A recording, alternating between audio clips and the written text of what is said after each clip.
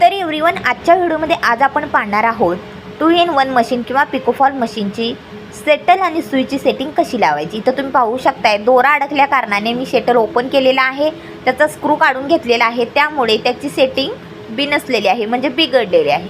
आता काय करायचं आहे तुम्हाला, हा जो स्क्रू आहे त्या शटलच्या खाचेमध्ये बसवायचा आहे। सुरुवातीला स्वच्छ करून घ्यायचं, दोरा वगैरे काढून घ्यायचा आणि त्यानंतर अशा प्रकारे तुम्हाला स्क्रू बसवून घ्यायचा आहे। ठीक आहे, जर डिटेल व्हिडिओ पाहायचा असेल तर माझ्या चॅनलवर ऑलरेडी मी अपलोड केलेला आहे, तुम्ही जाऊन पाहू शकता।